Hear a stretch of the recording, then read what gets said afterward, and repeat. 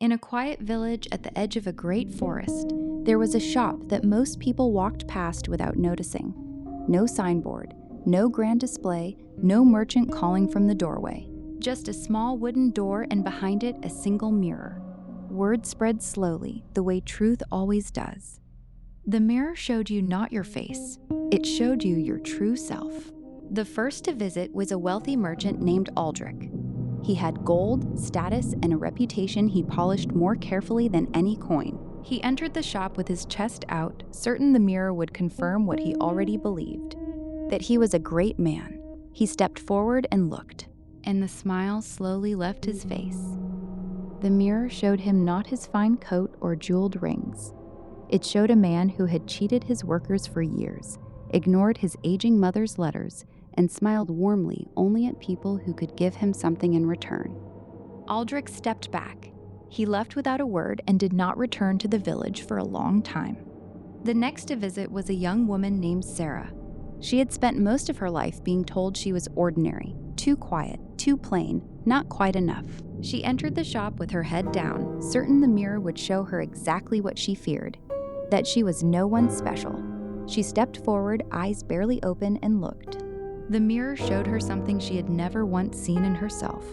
It showed every person she had ever helped without being asked, every time she had listened when no one else would, every quiet act of kindness she had given away without keeping score. The reflection glowed, not because she was perfect, but because what she carried inside her was real.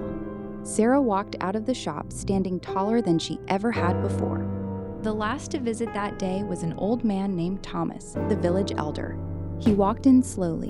He had visited this mirror many times before. He stepped forward and looked without flinching. The mirror showed him everything. The times he had been brave, and the times he had been a coward. The love he had given freely, and the love he had withheld out of pride.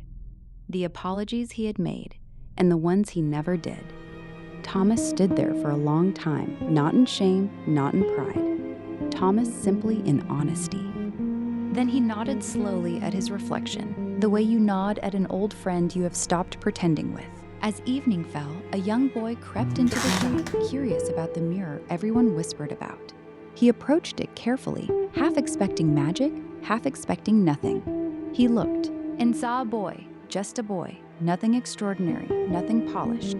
But something in the boy's eyes caught his attention, a small light, steady and quiet, that he had never noticed before. Behind him, old Thomas appeared in the doorway. "What does it show?" the boy asked. Thomas thought for a moment. "The truth," he said gently. "Not the truth you perform for others, the truth underneath." "But I don't see anything special," the boy said quietly. "That light in your eyes," Thomas said, "that is not nothing. That is everything if you choose to tend it." The mirror in that shop never lied. Not once, not to anyone. But the hardest thing about the mirror was never what it showed. It was choosing to keep looking when what you saw made you uncomfortable. It was choosing to keep looking. Most of us spend our whole lives polishing the version of ourselves we show the world. The clothes, the title, the smile we wear in public.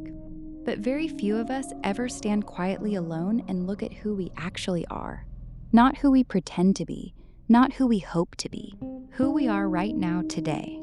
That is the mirror worth standing in front of. And the truth it shows you, however uncomfortable, is the only place real change ever begins.